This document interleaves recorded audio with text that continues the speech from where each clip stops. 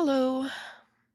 Sorry, I was like pretty hungry all day and I forgot to eat earlier and then I had to get some food and it came like very last minute. So I was like sitting there shoving breadsticks in my mouth. It was a sad time. I really wish I could like eat on stream. That would be so cool. Like I wouldn't have to. Although that'd be kind of gross. You know what? I don't think that's. You know what? I take that back. I take that back immediately. I can't even watch. I can't even have people watching me eat IRL. Like if I go to a restaurant, something, I feel weird about it. So imagining like having to eat on camera too, that would be that I don't know. That sounds worse. What was I thinking? Oh my goodness. I take that back immediately. That is that is definitely not happening. Okay, let me get my chat and things and stuff. Right now for subjectively phantom. I guess Ricknell was first, but subjectively is appropriate. Hello, Illuminati Brain Control. Nice to see you. I haven't seen you before. Welcome. Naz. Feel welcomed. Welcome back. Food is important, I guess. Yeah, sometimes it's necessary. Definitely not a mukbang channel. Yeah, that is not happening. We're not doing that. Um, but I did see when I logged in a thing from last stream. Uh, thank you.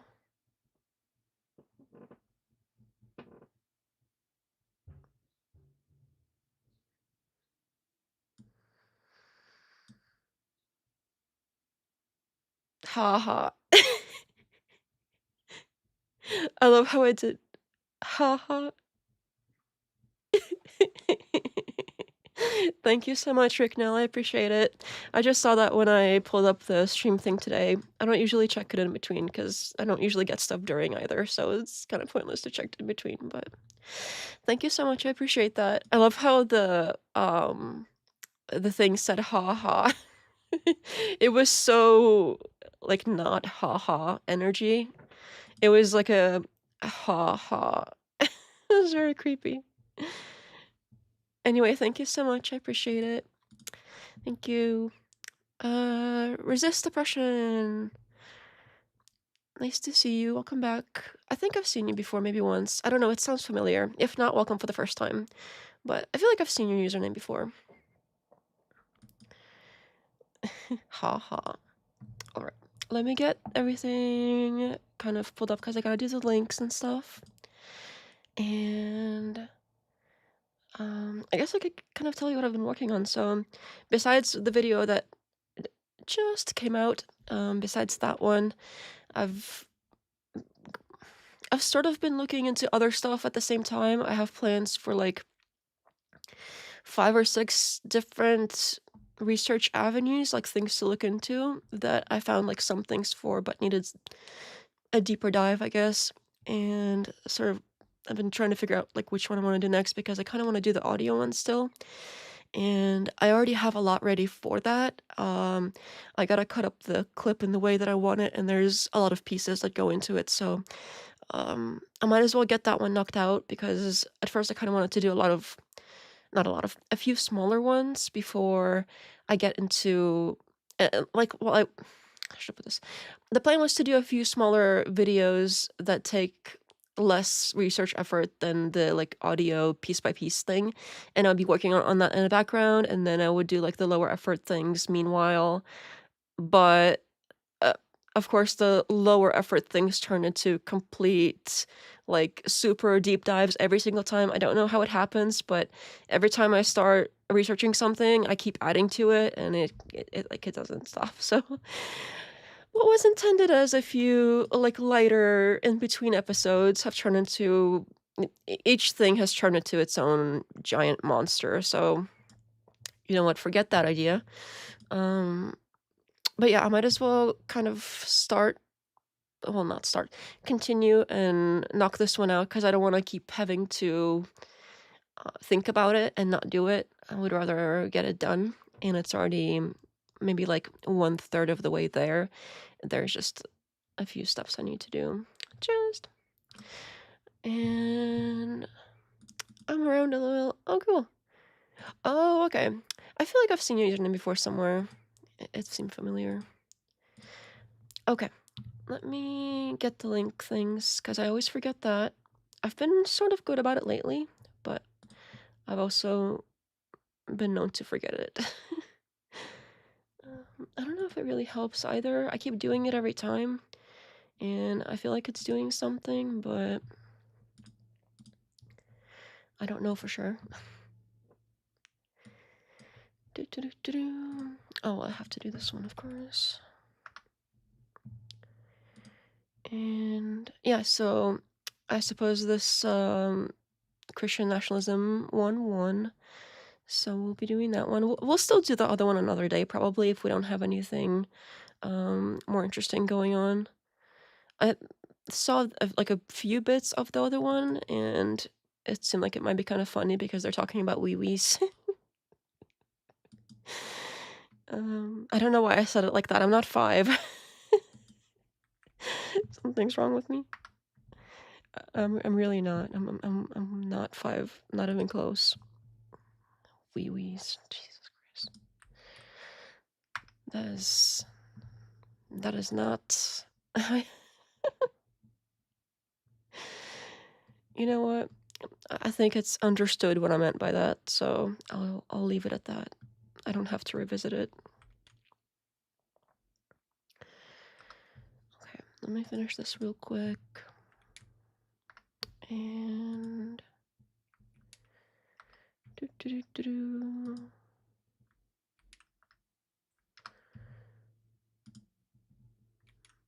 this one and this one. Yeah, I never know if this one, I'm just gonna skip that one from now on because I don't know if things are going on or not while I'm doing this, so. Okay, now that that is done. Oh, I forgot the X post, but I don't know. I've started using X a little bit more recently, but there's not really a ton of people there. There's a few, so I might as well make sure it's posted. But I've started to use it a little bit more just to see if I can, so I'm not only YouTube in case something happens to YouTube. You never know, channels get taken down all the time for not, like, things that aren't a huge deal, in my opinion, and just poof, gone, so. Okay. Let me. Oh, also, I think we have font-wise, it seems like we are leaning in the direction of the one that's on this thumbnail, but we'll also see how the A/B test goes for the newest video I have, because I have 3 different thumbnails that are basically the same, but with different fonts. So there's the same 3 different fonts are on the A/B test for the thumbnail that is currently for the like Kirk video that came out. Okay, now that's done, I'll be pulling up. Okay, so first, I did want to cover real quick before we start the Christian nationalism thing. There was something that happened somewhat recently, and freaking okay. Of course, Erika Kirk going out doing speeches and stuff. She can't stop, won't stop, and she just can't help herself. It was so weird, but I haven't seen the whole thing, but I sort of clicked around in a few places, and the few places that I happened to to click around, it was so funny. So there's only 2 little bits that I want to cover about that. I don't know if there's anything else worth covering in it, but there's 2 little parts that are kind of funny that will probably take like 2 minutes, and then we'll get into um the main video of the day. Oh, hello, F the world. Welcome. Um, okay. Also hate bigots. Join the club. Wee wees. Oh no. Not the wee wees. Don't let it be a thing. I can already see it being a thing. That is so awkward. Not the wee wees.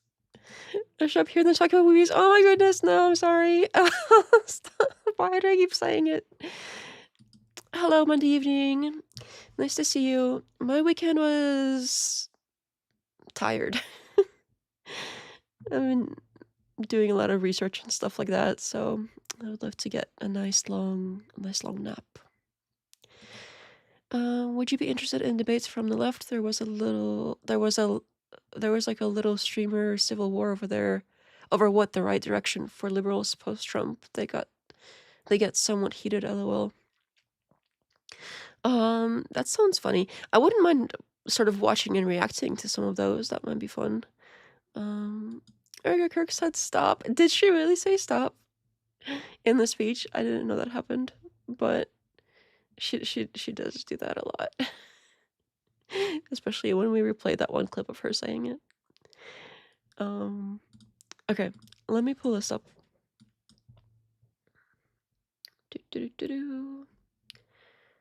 How do I work this again? No, I'm just kidding.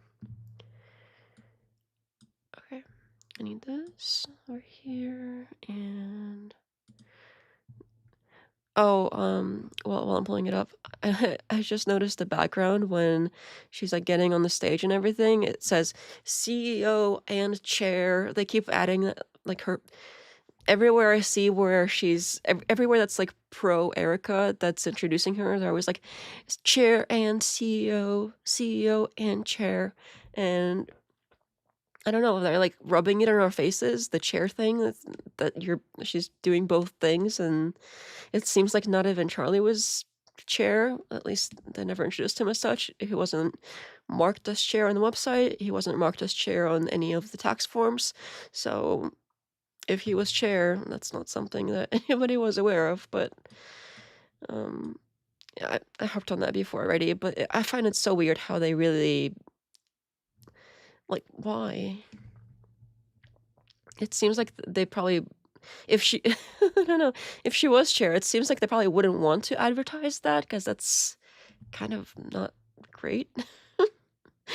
But I don't know if there's some kind of I don't know, I think some things can be this sort of I want to say psychological operation, but like lower key than that. When people show you things as like, oh, here's everything, it's all positive, nothing to see here, and they're showing things that they should be sort of either ashamed of or it's something that they're doing wrong, but they're showing it as if something that's there to be advertised, and it's sort of out in plain sight, and then people miss it because you would think like, oh, if there was something wrong here, they would want to hide it, right? So it's like a reverse psychology situation, in my opinion, when they're sort of flaunting all this stuff that they really shouldn't be because it's wrong. But anyway, I could blab about that for a while. Let me get this pulled up properly before I keep distracting myself with the blabbing. Oh my goodness. Oh, it's doing the thing again. Okay.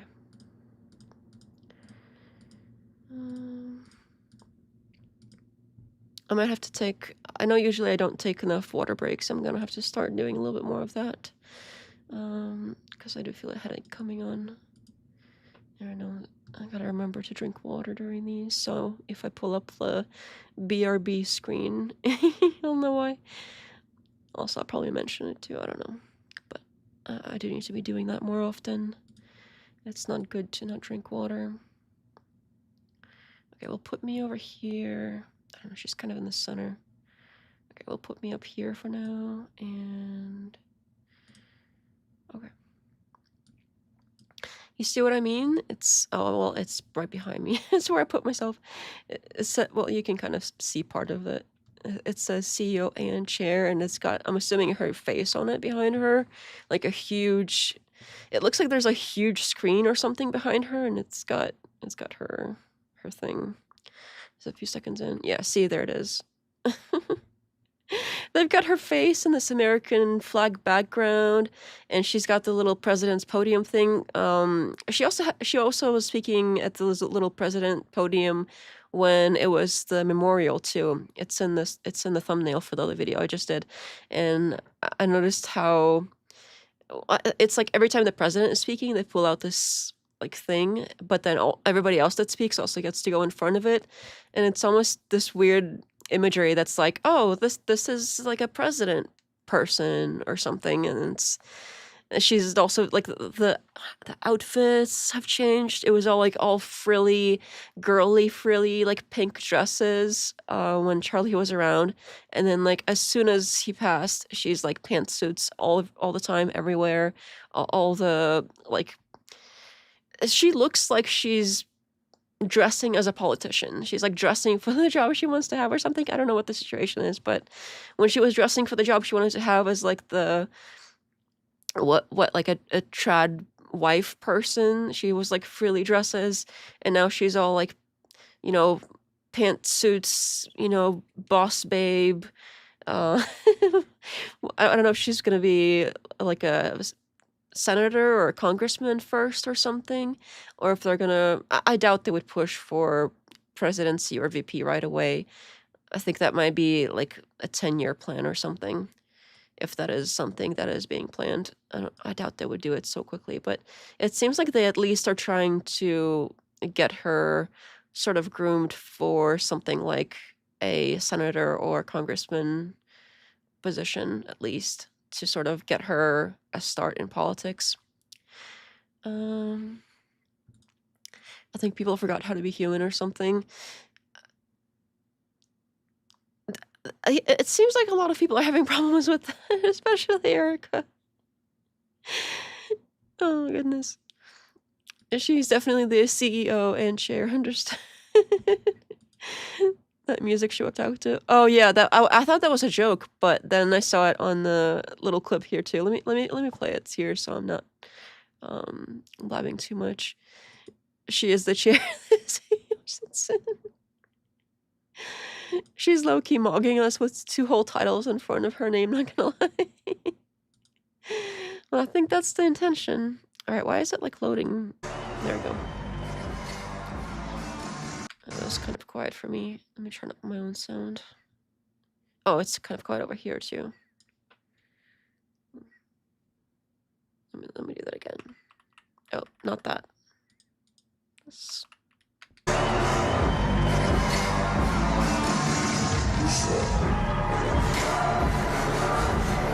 Yeah, what is that? What is this soundtrack?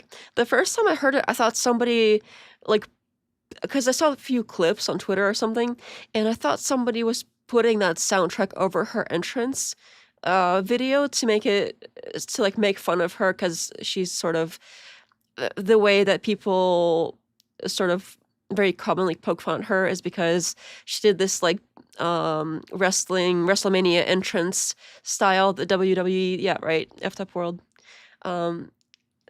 Yeah, the WWE entrance style with the fireworks and the sparkly and everything.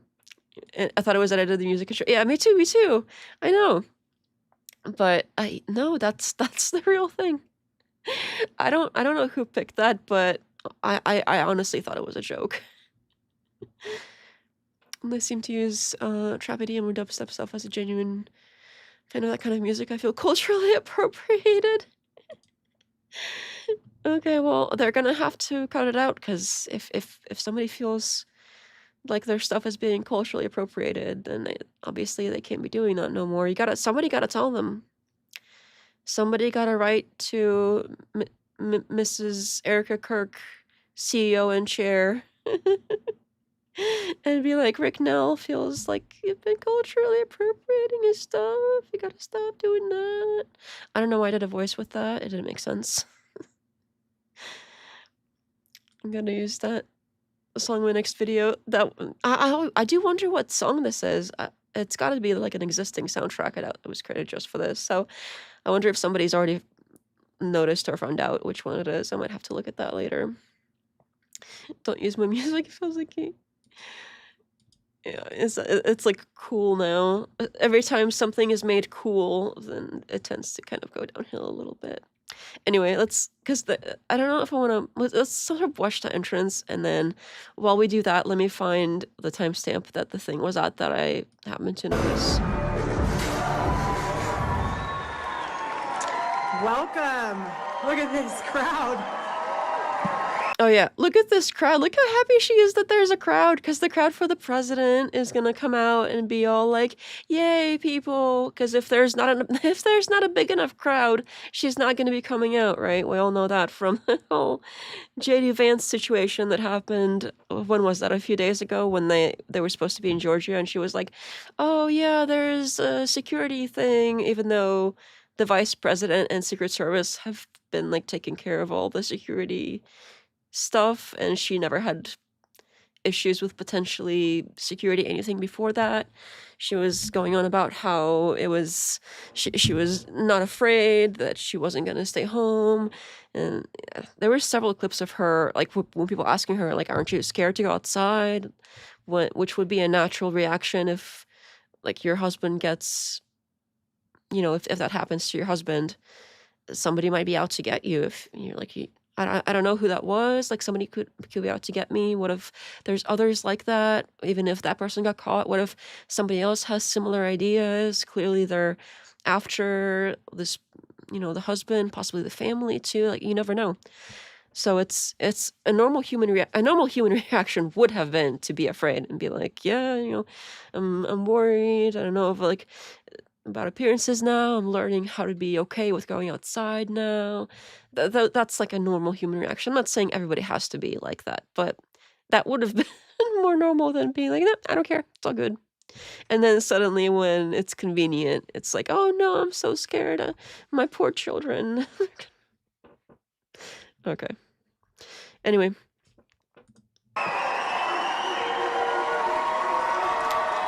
one is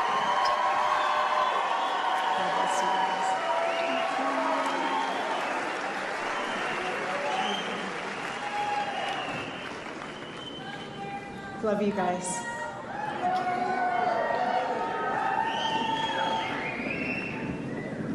Over the past 7 months. Blah, blah, blah, blah, blah, blah, blah, blah, blah, blah, blah, blah. Okay, it should be... months, I have seen the worst of humanity. Yes. But I've also seen the best of it.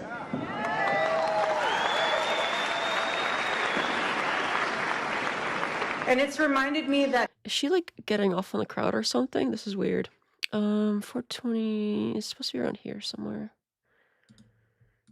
We're raising our children here, and we're not going to sit back and just watch this state or this country be completely torn apart. Okay. This is when I clicked it. So, what starts with P-O and rhymes with torn? What is the word that you were about to say that's like po, but you meant to say torn? What rhymes with torn but starts with P-O?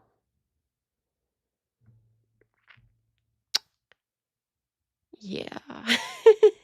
So this reminds me of the time when, oh, what was that thing with the grift thing? I know I put it in my current video, but I don't know what timestamp that's at. So let me see if I can pull it up separately. Oh no. Okay, there we go. Erika, Kirk, M-Fest, grift. That should do it. Oh, yep, it's gotta be. Oh, this is the full. No, it's the full like 12-minute thing. I want like just the clip. Where is it? You know what? Maybe if I scroll through it, I'll be able to get to it. Oh, you know what? Let me see if I can. Oh, come on. Come here. There we go. Let's see here. Because she's presenting this award thing to this kid, and that's when she says it.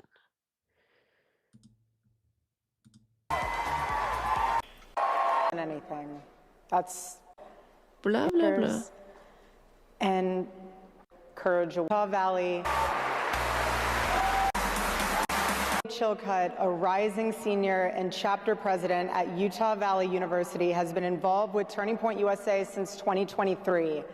Despite the devastating loss of Charlie Kirk, my incredible husband at UVU, Caleb has persisted with the same grift.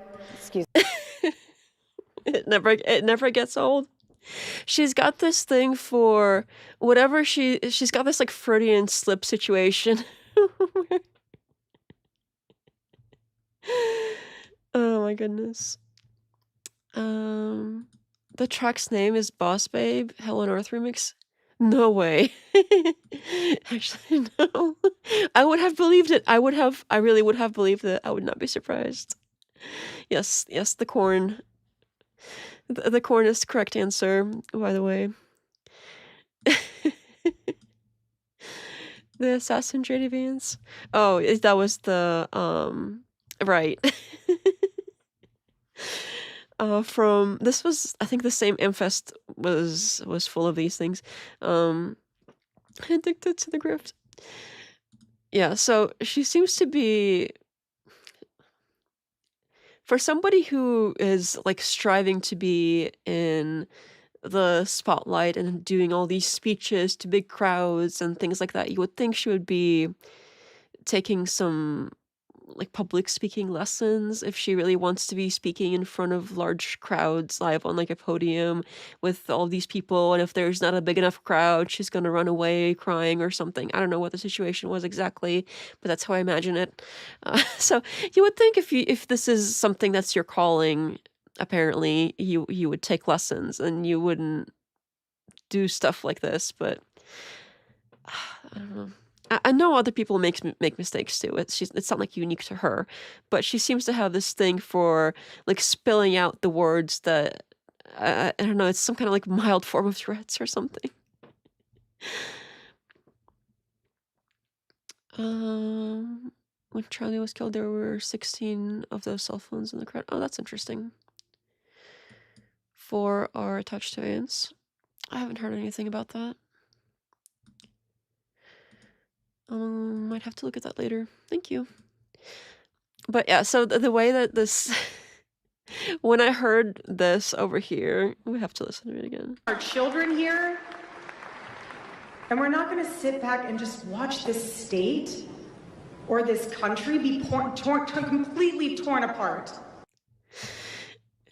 I guarantee she was about to accidentally say torn, but with P-O in the front. That's what that sounded like. I'm sorry, but that would have been way funnier than her catching herself, unfortunately for us. But we all know where that train was headed. I can't think of anything else that rhymes with torn that's like a short word like that starts with P-O. I mean, I'm sure it's possible. There's other words, but if you sort of have, if you have this history of spelling words that are kind of naughty and inappropriate, I don't know. That's this is just a fun little thing I noticed that doesn't really belong anywhere else that I figured I'll share. Sounds very inconvenient to have 4 phones on you. Probably. Well, I don't know. I usually carry 2, so 2 more probably wouldn't be that big of a deal. But 2 is already kind of a pain. Corned apart. All right. Completely torn apart. All right. There is one other thing that I don't know if anybody noticed this torn corn situation, but there was one thing that a lot of other people have noticed. I don't know if everybody has seen this one yet already, but it's right around here as well. I don't know if she like started with this stutter and sort of kept going a few seconds later, but it's right around here, I think.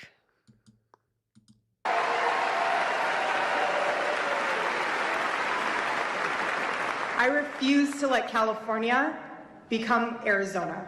Not happening. Not. I thought Arizona was the better one. And like they are in Arizona, so why is she letting California become any I don't She never corrected it, so it's like I gotta take her at her word, obviously. I don't know how else to interpret. Two phones, that is a big deal. No, it's like a work phone and the personal one. Illegally armed American. Somebody wrote a song about that. I got two phones. Really? I can't imagine what kind of song that is. Oh, good. Yeah, this California thing is like I okay. Let's all be fair here. We understand she meant the other way around, but I don't know, if I say something like that in public, I would be like, "Oh, I'm so sorry. I meant, the other way." I'd be like, "No, it's Arizona. We don't want Arizona to be California." And then they try to like laugh it off or something, but she keeps going. I don't know if she like realizes. Not happening. We don't want Arizona to elect people like Eric Swalwell. No, we don't. No, we won't. But I will say, unfortunately, we do have his best friend, Ruben Gallego, here, so we have some work to do. We have some work to do. But seriously, though, But seriously though, yeah, this is what I want in a politician. Somebody who's constantly making ridiculous little baffle like what is it that these things are called? I know Biden used to do a lot of them. There's a name for them. Gaffes. Little gaffes. So somebody that constantly makes these little gaffes, at least it's something to laugh about while the rest of the world is falling apart. Um but yeah, I mean, it's I think the imagery here and her starting to talk politics. When I was doing the other social media research, something that was also noted is that she never really said anything political. It was. I'm gonna have to double check this because maybe like at some point somewhere she did, but in general, her content was very curated for like stay at home mom, perfect wife sort of situation, and she didn't really have anything to say about politics, even when like even with her husband being super super very political and like a political figure in a way, she never really said anything about it, on social media at least, or Twitter. Maybe something here and there. I could have missed something because I haven't done like a deep dive on this. It's just something that I noticed in passing while doing other research. And suddenly, as soon as Charlie dies, she's putting out political content. She's going on stage dressing like politician-like, giving politician-like speeches, uh, endorsing JD Vance for president from a like TPUSA thing that she wasn't allowed to do that from taxes wise. Anyway, the whole thing, it's like as soon as Charlie dies, she flipped a switch and now she's running for office or something, and she's got a lot to say about all the political things when she did not before whatsoever. It's very weird.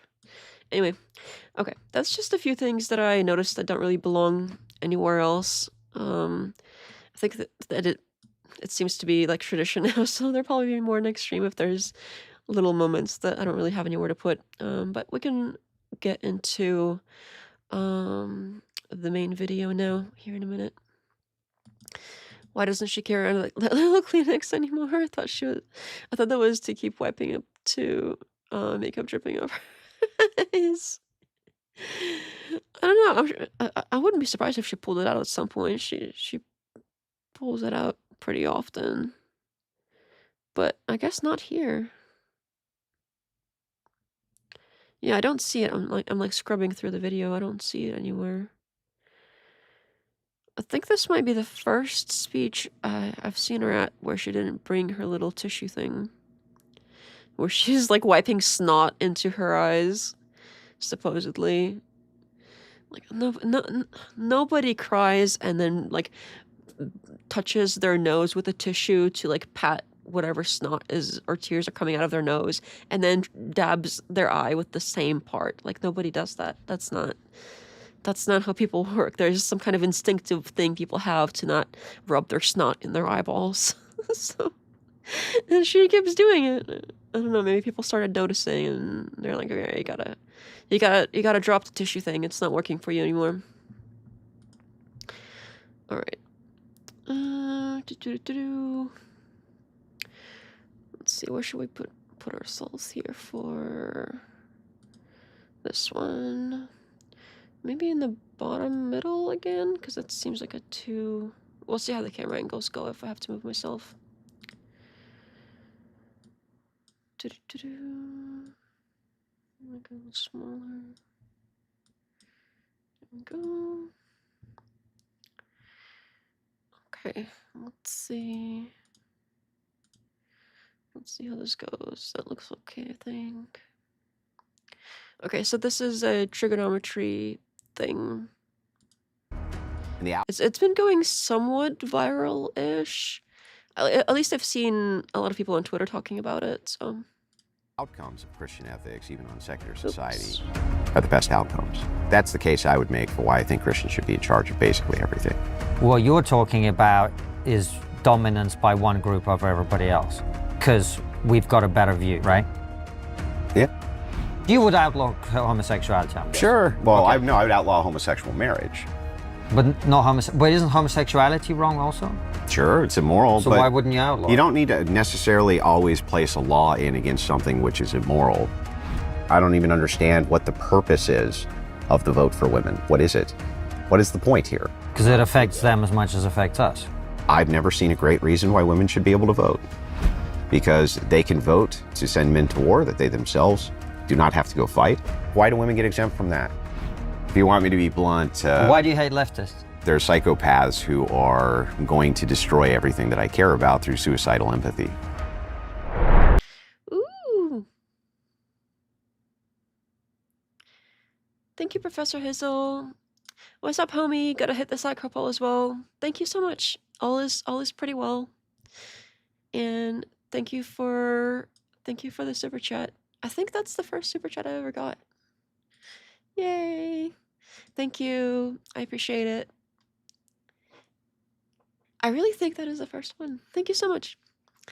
I appreciate it. Chat here. I didn't even consider that she might try to run for office, but it looks like it might happen. She's definitely dressing for the job. Looks like they're negotiating peace terms in a war in that initial pause when you first open the video over here. Yay. Thank you again, Professor. It is a super chat. Yay. I appreciate it. Thank you. Okie dokie. Well, Andrew Wilson, welcome to Triggernometry. Thanks for having me. Appreciate it. Great to have you on. Tell us about you, your background, how you've come to be where you are, and also, some of the things that you've become well known for talking about and debating.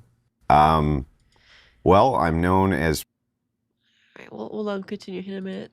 That is exciting. That is true. I do have channel memberships now.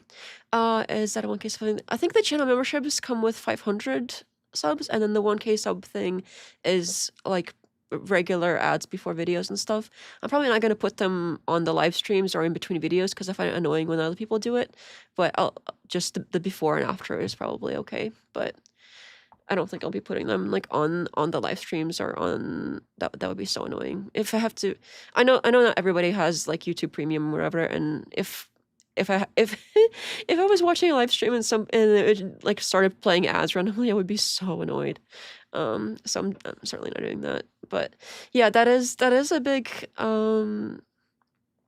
sort of marker. It's not a landmark. That's a stupid thing to say. What is it like a whatever the word is? I can't think of it, but it is milestone. That is a big milestone for the channel for sure. So yeah, there are memberships. I think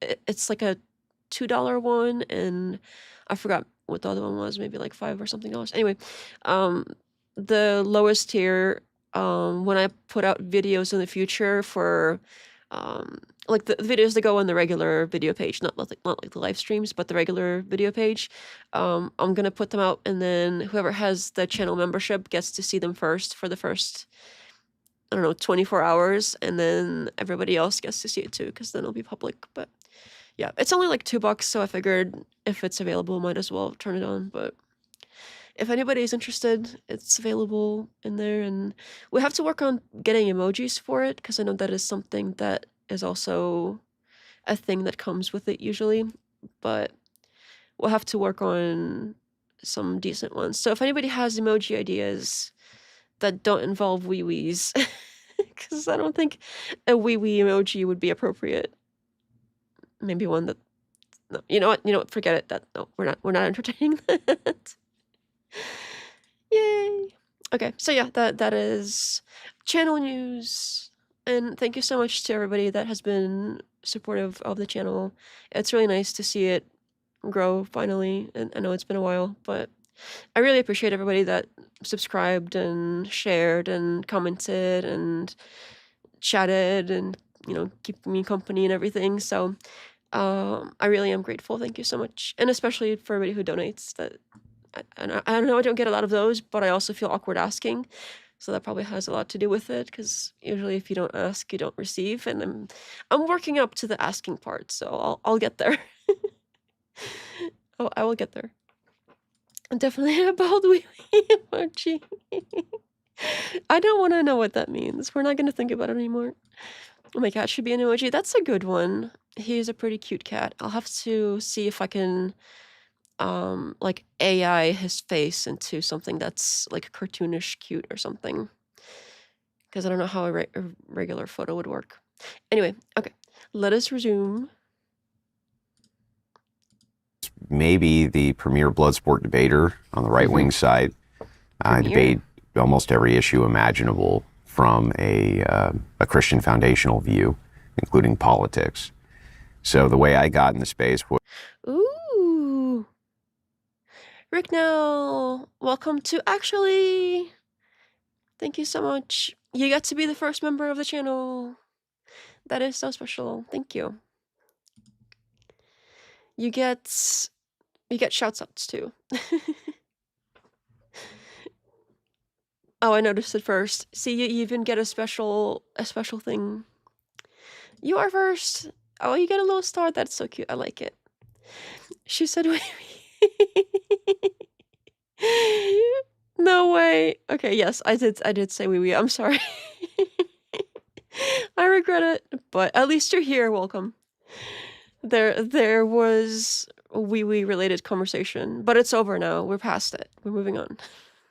Don't bring me back to the wee wees. Yes, premier debater. Was by pure accident. It was during COVID-19.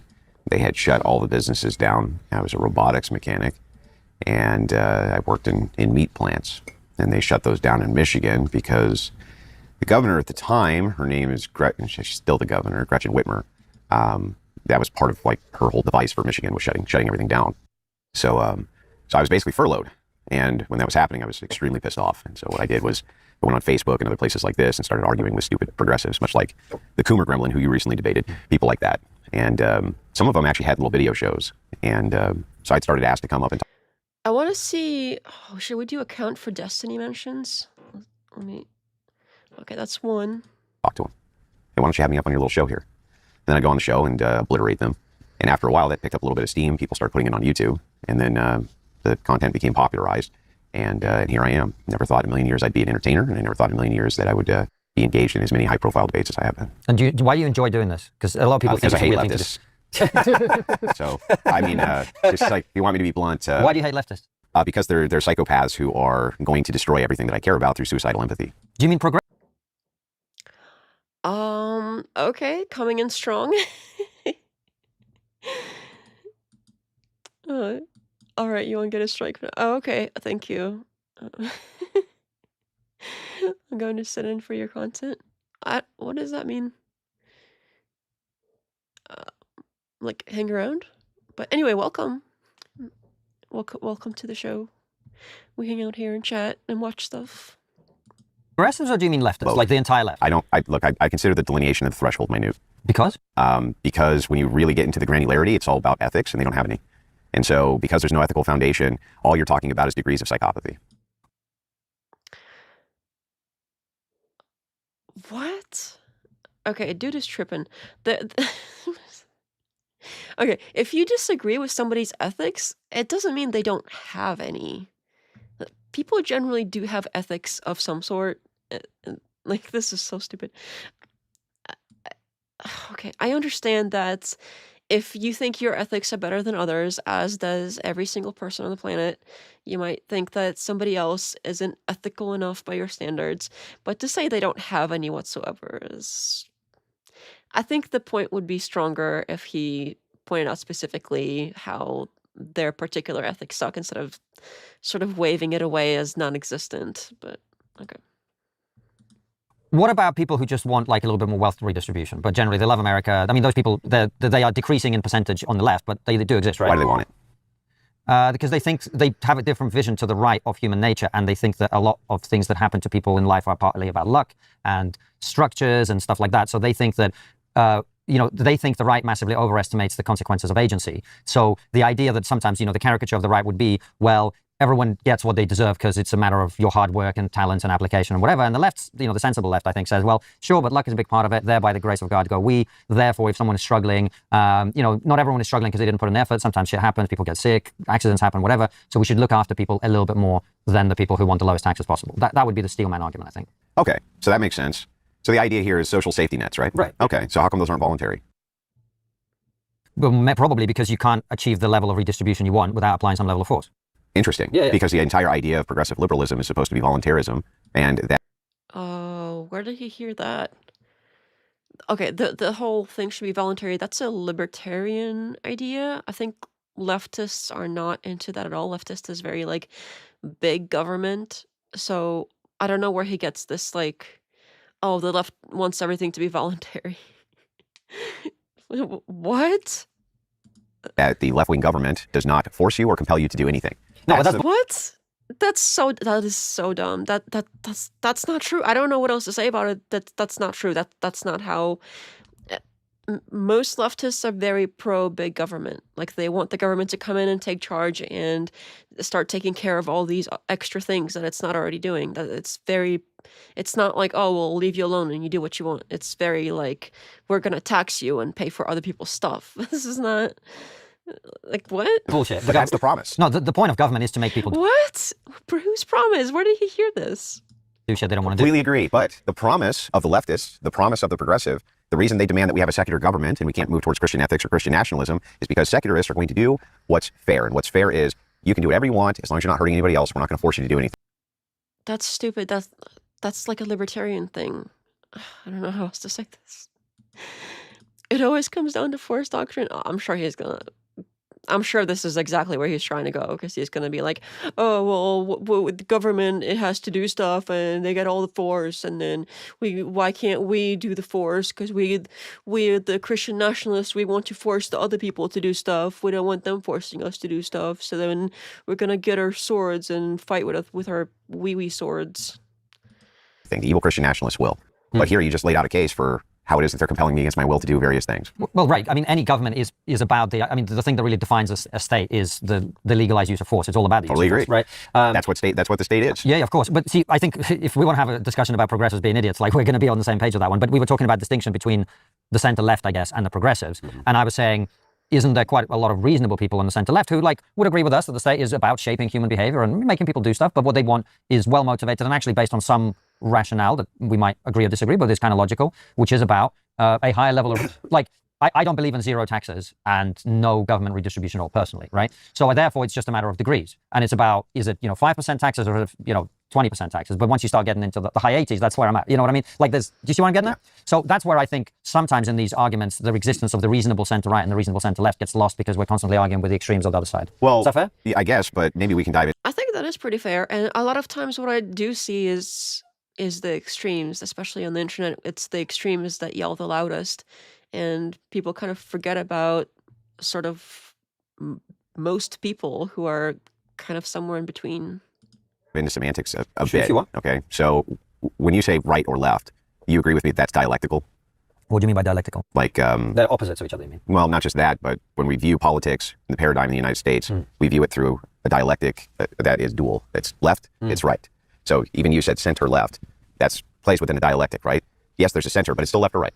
Right? So Well, there is see, this is, it gets more, I don't mean to be pedantic either, but this is why it gets more difficult, because someone could actually be in the center, meaning they have some center-right opinions and some center-left opinions that don't neatly align with either party. And I think the existence of those people is probably quite underestimated, even in the countries as polarized as this one, just from talking to people. maybe. Yeah, but dialectic, I think I agree. Yeah, so there's a dialectic. So when we say left, what's the referent? And when we say right, what's the referent?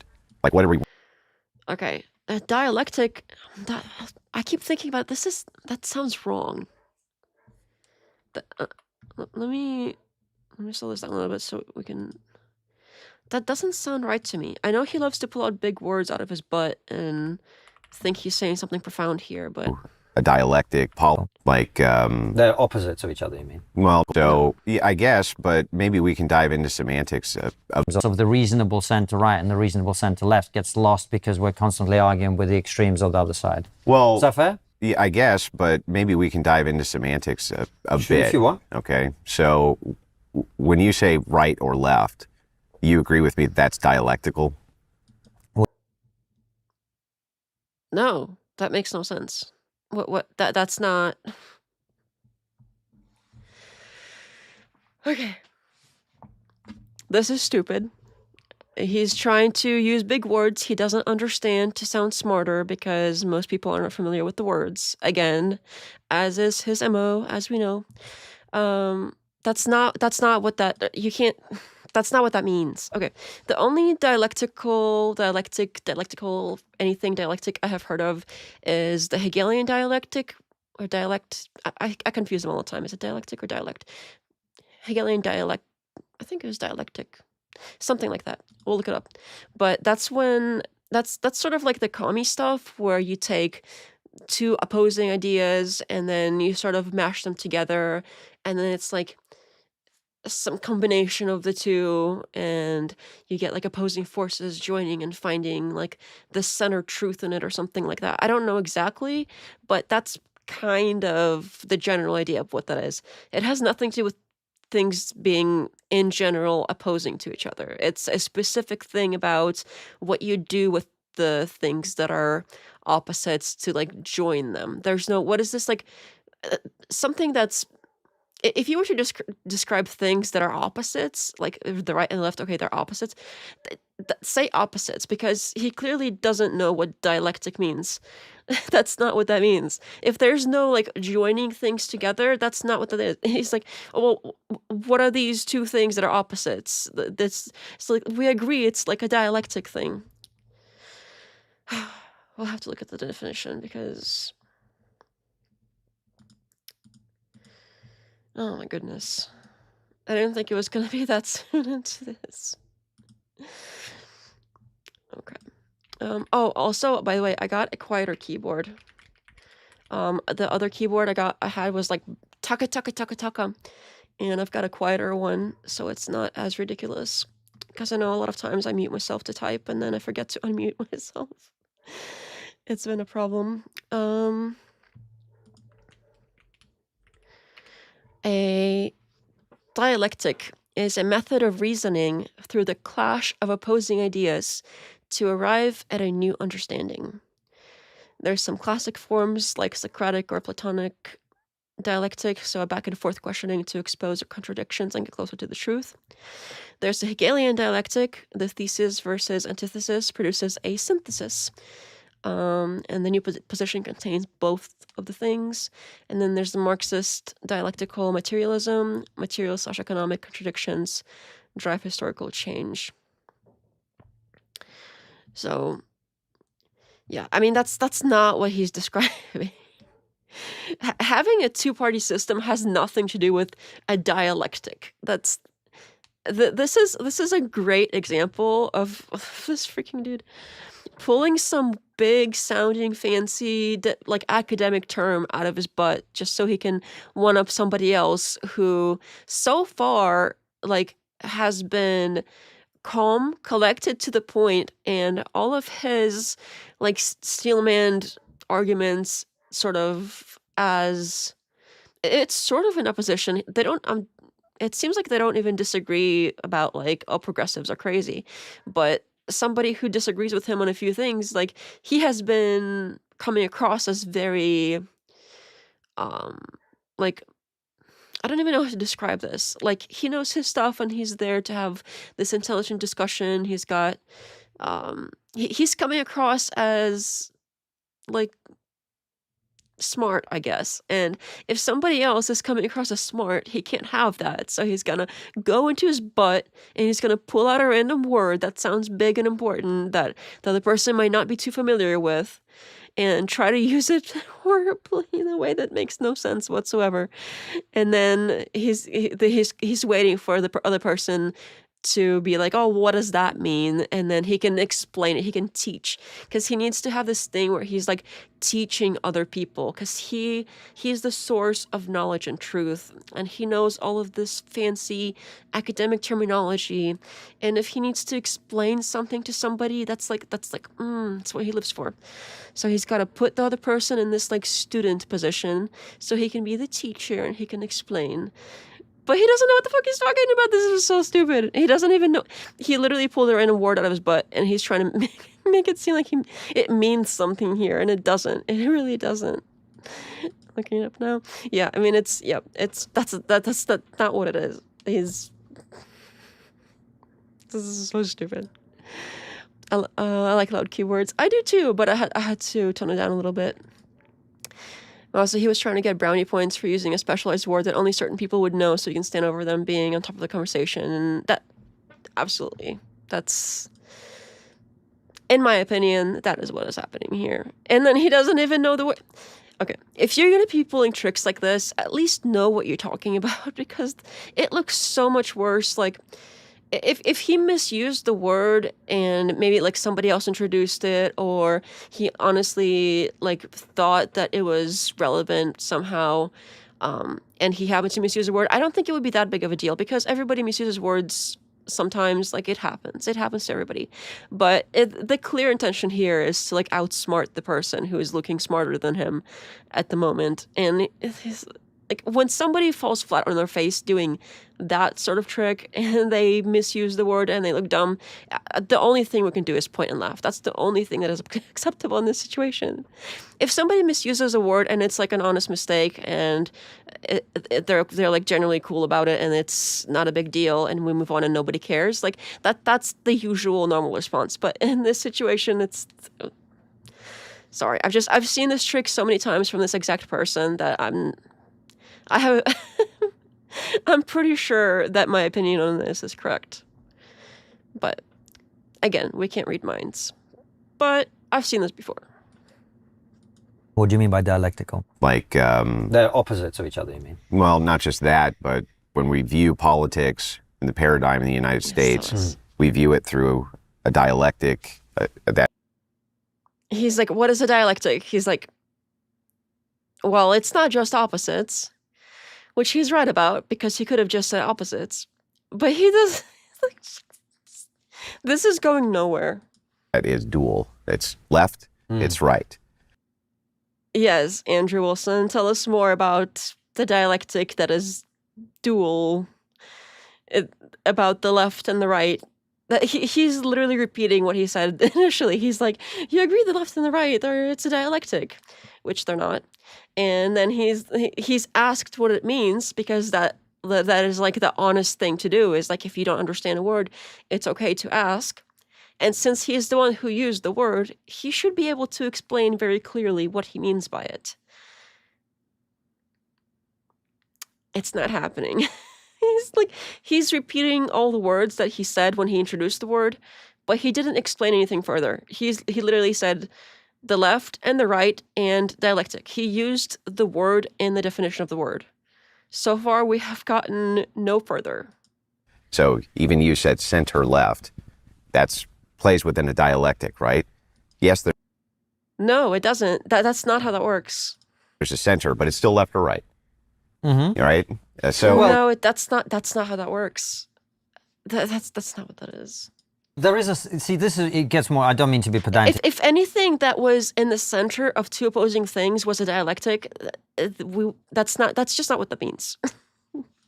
Either, but this is why it gets more difficult, because someone could actually be in the center, meaning they have some center-right opinions and some center-left opinions that don't neatly align with either party. And I think the existence of those people is probably quite underestimated, even in a country as polarized as this one, just from talking to people. Maybe. Yeah, but dialectic, I think I agree with. Yeah, so there's a dialectic. So when we say left, That's not what the word means, but okay, we'll move on because I can't keep harping on this, but that's just not what that means. That's not. what's the referent? And when we say right, what's the referent? Like, what are we referencing here? Well, the position relative to the center. Sure, maybe, but I mean, what is left and what is right politically? Is it social issues? Is it taxes? Is it a mixture of both? Mixture of both. Mixture of both. Okay, Right. So I think that we can break it down further into pillars. So I think that these are philosophical positions, and people just don't realize it. Mm-hmm. When you're arguing with a guy like Destiny, the reason Destiny count. Okay, that's 2. It's very frustrating for you to debate with. The reason that he wanted to bog things down into things like the most ridiculous thing in the world, though it's unprecedented. Everything's unprecedented. That's unprecedented, right? The whole idea there, and you. Oh yeah, somebody trying to bog things down in a debate. I've never heard of anybody doing that kind of thing. Okay. My mind just got twisted 2 different directions. Even the host did not get his idea clearly. Our destiny count is 2. That is true. 2. That is 2 so far. But we need Jesus per 1,000 words. I don't know. Probably 0. I don't really see this coming up here. I'm gonna have to start calculating now that it's out there as a metric. I'm gonna have to start calculating that for everybody. At least everybody who claims to be like super religious and claims to tell other people what they should be doing with according to the religion and whatever. So at least those people will do their Jesus counts and see if they're saying Jesus. Pointed this out rightly is, well, I guess words don't mean anything, right? We just use unprecedented, I guess, when we mean new. When we get down to the core, the pillar that holds up the belief of destiny, what is it? 2. What is 3. the pillars that hold up the left? What is the philosophical underpinnings? I don't know. Dev, he's just doing an internal critique of destiny.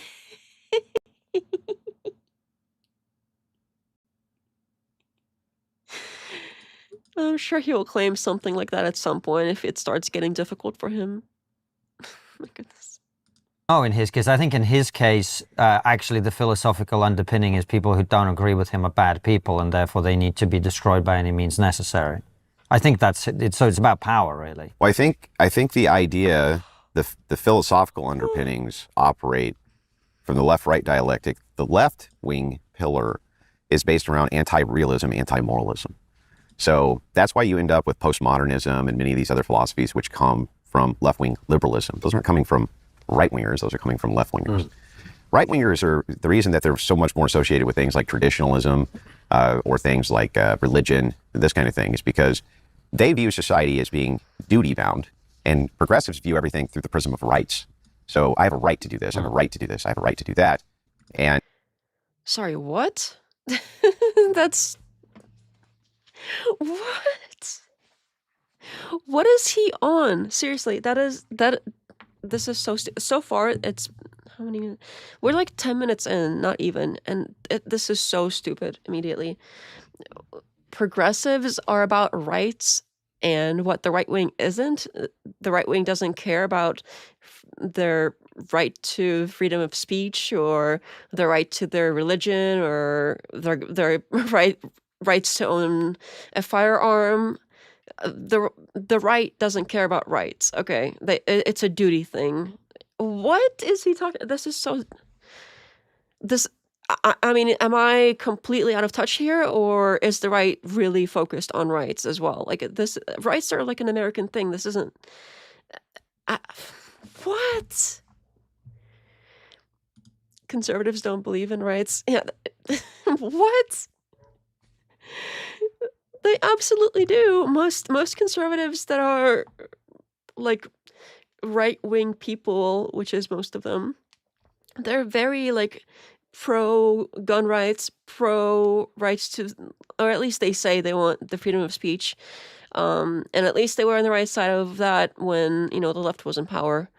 Hopefully most of them still are. I know not everybody has been, on the same path. There's been some split, but oh man, that's something. Jimmy says, I've had a break from American Christianity, actually started studying Islam. I was like, Jesus never said he was a god. He was God, sorry. I was like, does that make me Muslim now? I was like, holy crap, dude. Yeah, that's something else I've heard. I've been listening to some Alex O'Connor, and that's something that he has some videos about of Jesus never claiming that he was God, and he kept in fact saying the opposite, and people kept like asking if he is or if he's claiming to be, and he's like, no, because, well, you could also be put down for doing that sort of thing and back in the day apparently. So yeah, I mean, that's if he was going around saying he was God, I think that's not how it reads anyway. Oh, you have a good night. Have fun. Thanks for dropping in.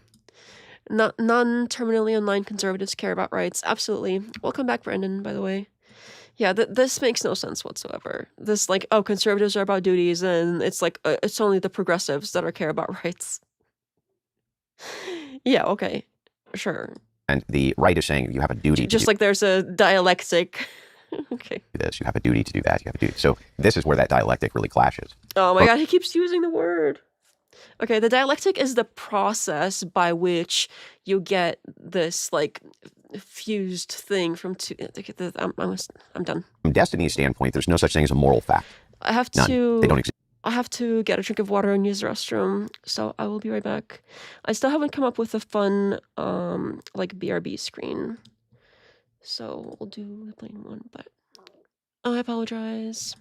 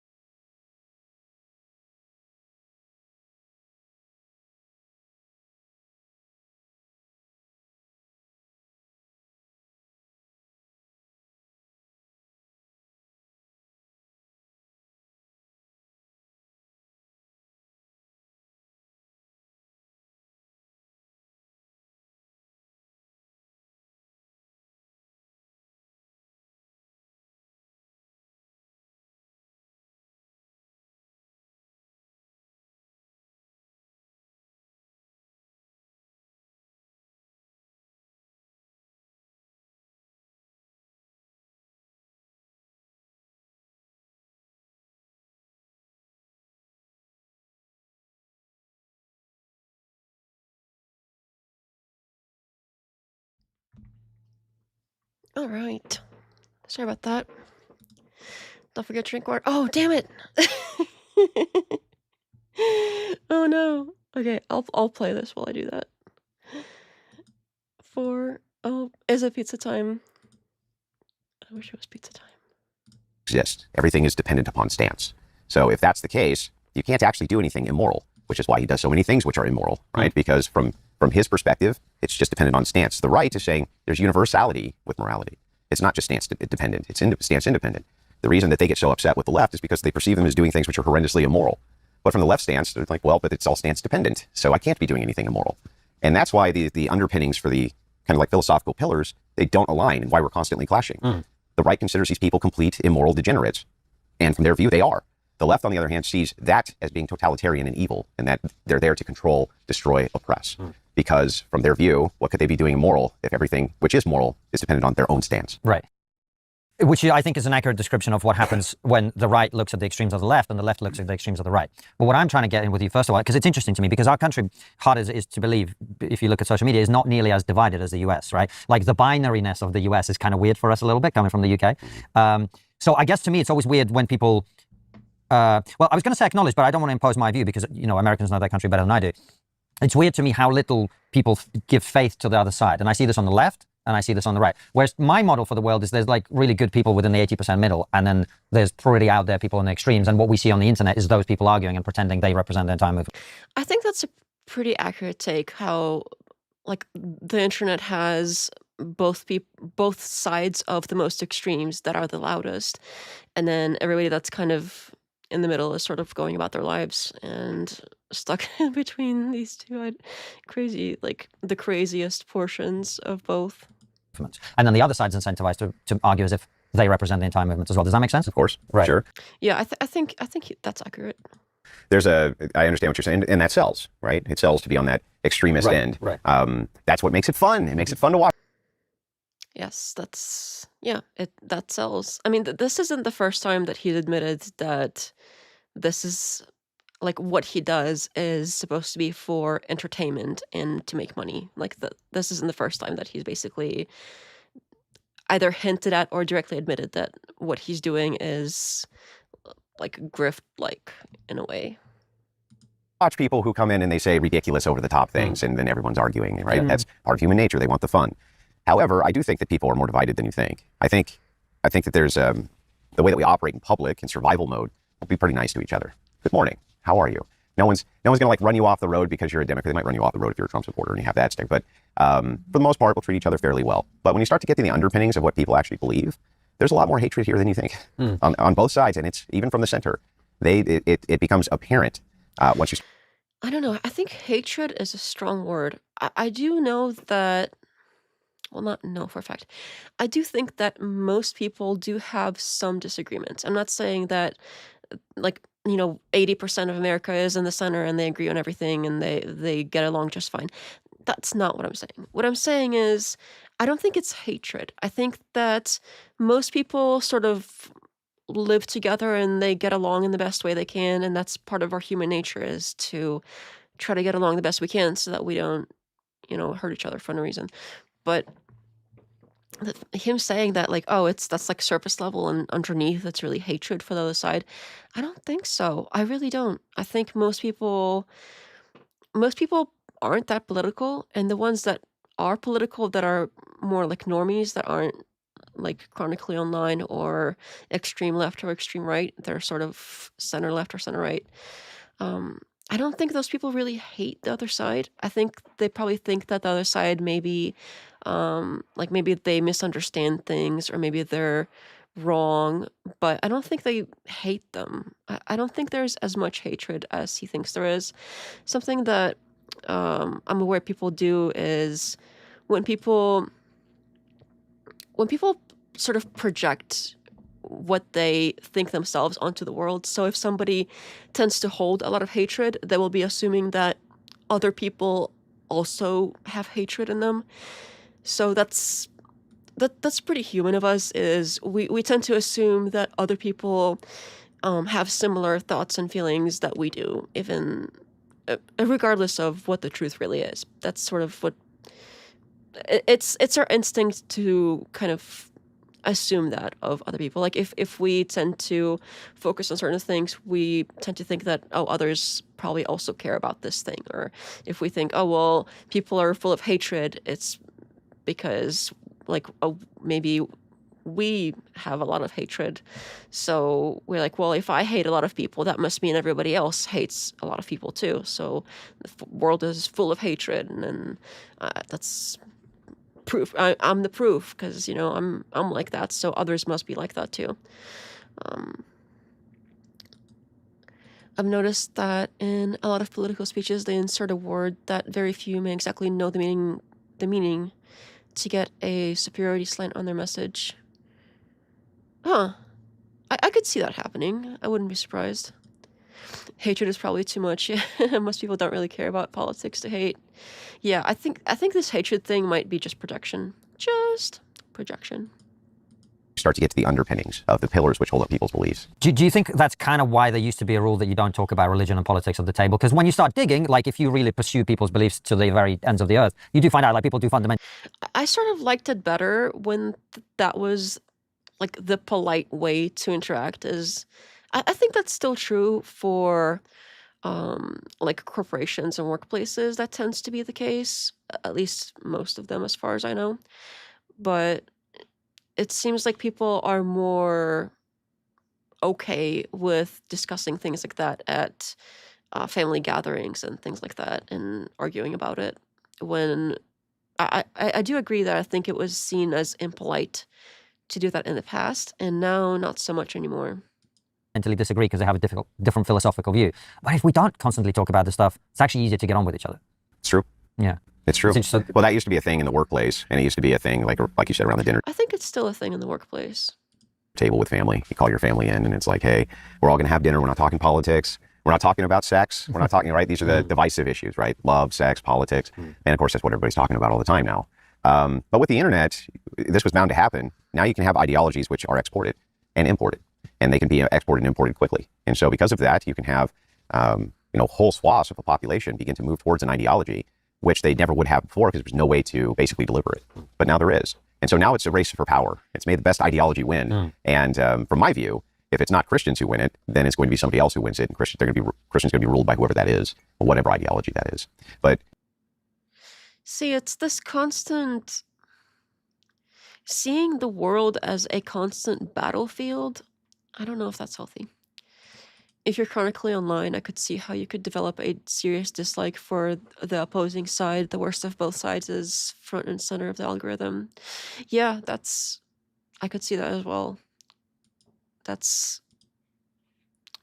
think that's pretty spot on. if you think that I'm wrong, explain Hassan Piker, explain Vosh, explain the rise of communism in the United States and the brand new communist lens in which many leftist progressives are now looking. These are the most popular streamers. Well, I mean, that ideology was all but dead, but now it's reemergent through the technology of the internet and introduced to a whole new generation as being edgy and countercultural, just like it was the first time. I don't think that's... I mean, there are plenty of people that are right-wing figures that are also just as popular. I don't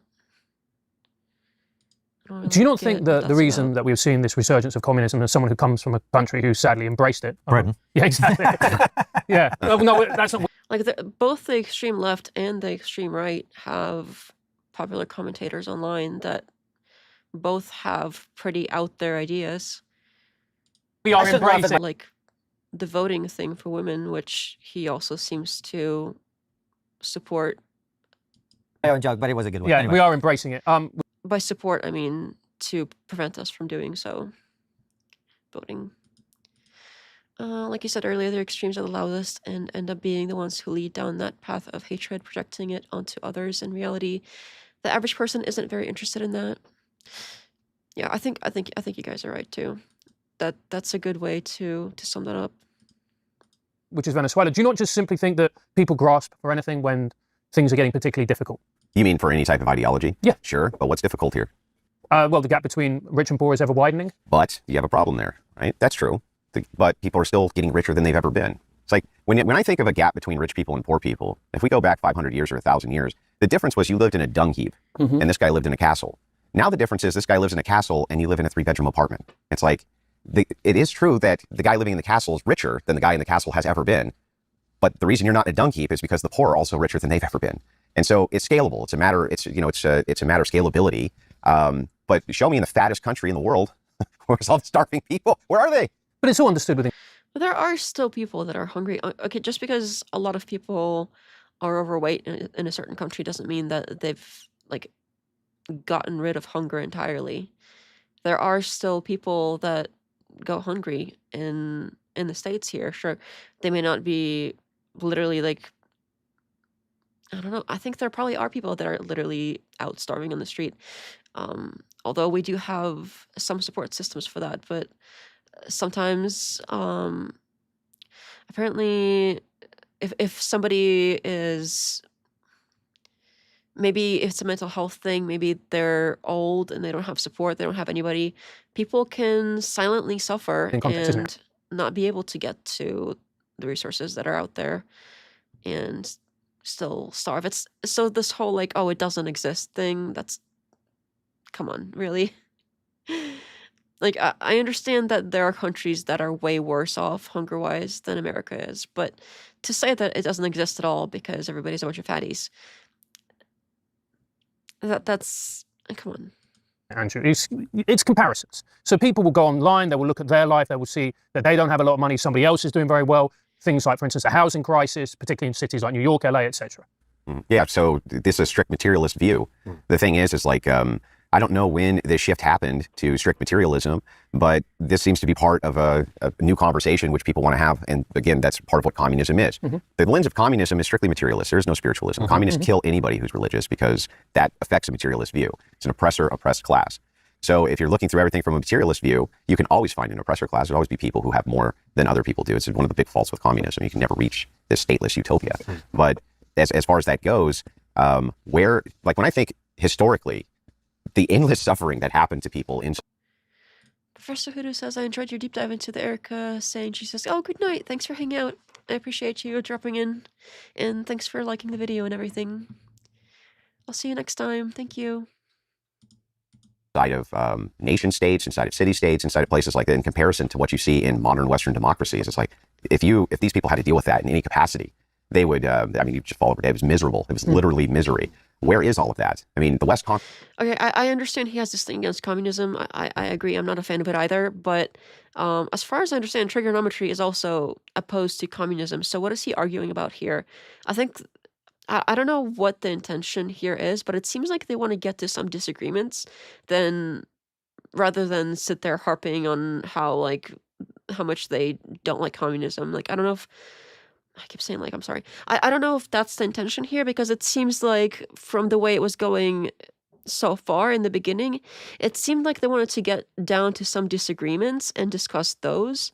But now he's going on about how much he doesn't like communism, and I don't like. Okay, I don't think they really disagree with that. So, conquered that.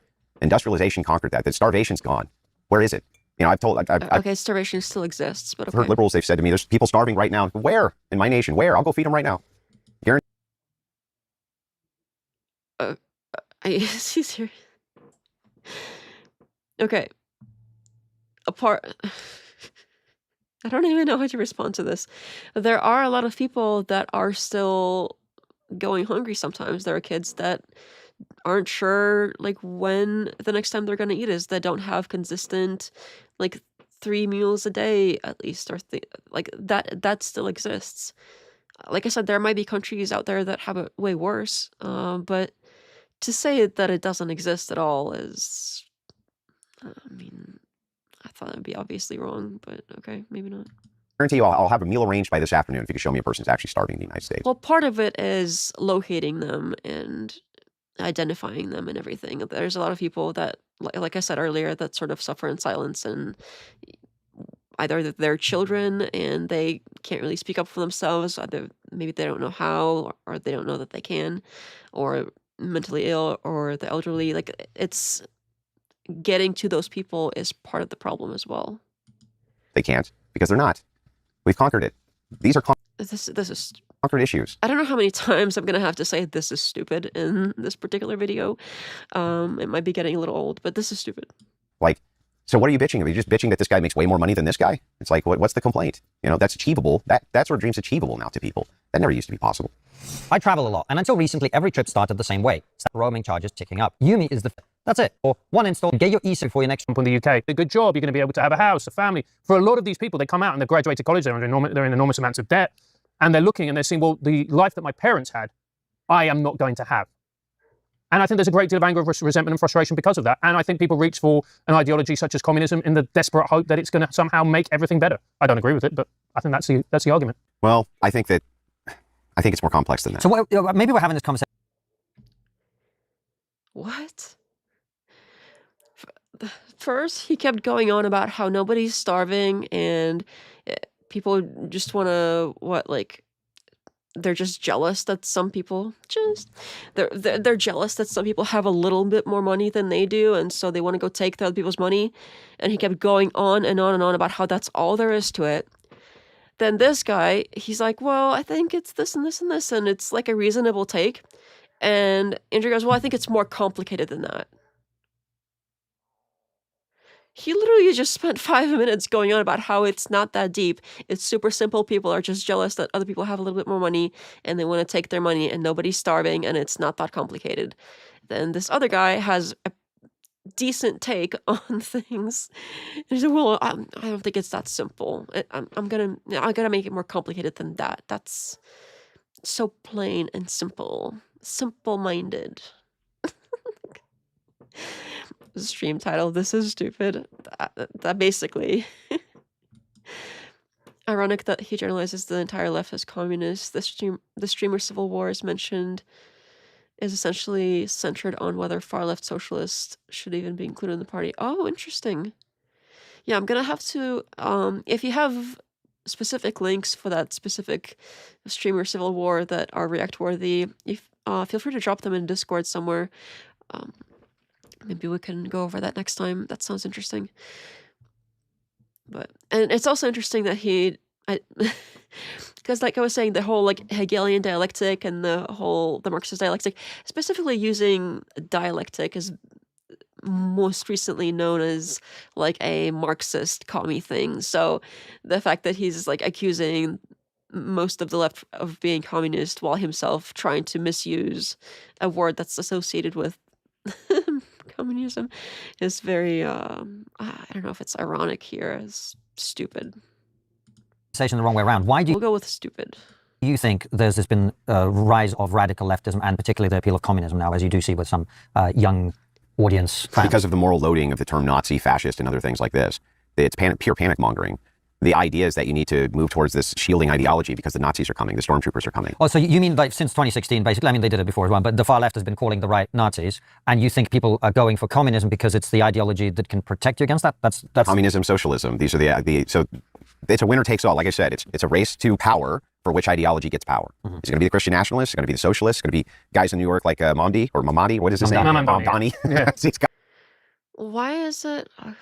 Okay, wait.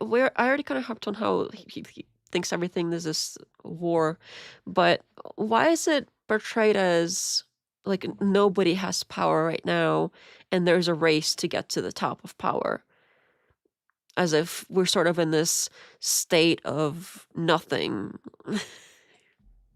which is not the case. I mean, somebody has power now, but he makes it seem like there's this open seat and then everybody's racing to get to this last open seat. And we gotta grab that last open seat, which happens to be the freaking throne of the world or something. I don't know what the exact situation here is, but it's what? Because somebody is in power now. It's, the current government. Why does it have to be either Christian nationalism or like anti-Christian nationalists? Why can't it be sort of something in between like we have now, where you can be Christian if you want to, or you can be atheist if you want to, and we try our best to keep religious preferences out of government, but obviously Christians are still in government, so are other religious people. So he's acting like there's not currently a power structure, and it's sort of a free-for-all anarchy. and then somebody has to take control or else, and that somebody has to be him. That's what this is. That's what this sounds like. It sounds like there's nothing's going on. Currently, we are a blank slate as far as society is concerned, and it's to be taken. We're definitely with the communists, didn't you know? The communists, the moon missions. Oh, that's true. It is the 1960s all over again. The history is repeating itself. View Welcome said he's propping up a boogeyman to rally against, to spread his worldview because why would we care about a communist opinion or a government? Oh, by the way, I want to get rid of democracy. Yeah, I mean, yeah, that's a good take too, because if you don't have a boogeyman, you can't really.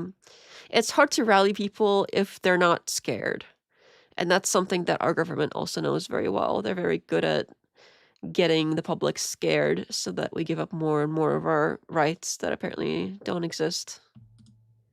Communist Mamdani? Yeah. Who gets it? Which ideology gets it?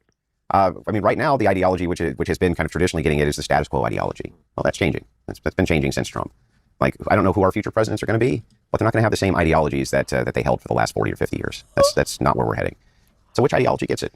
But that doesn't, I mean, I agree with what you're saying, except the one thing we started this with, which is the appeal of communism is to push back against the Nazis, right? But why wouldn't you just, I don't know, why wouldn't the ideology be like we're against Nazism or we're for liberal democracy? But that's exactly how it's pushed. What do the Antifa, anti-fascist people in both our nations say? They say just that.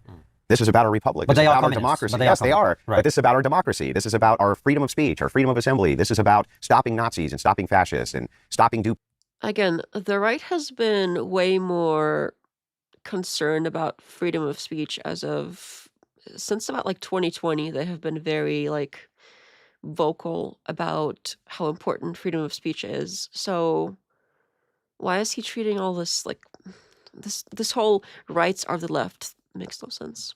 or allowing for due process. They literally market it the exact way you just said. So when you say, why don't they say that we're just anti-Nazi and pro-democracy or pro-republicanism? Well, that's exactly how they market it. No, because I guess the reason I'm saying is like, I would say I am anti-Nazi and pro-democracy, right? And I am. I'm also not a communist. So why is communism the appealing version of those statements? Well, Yeah.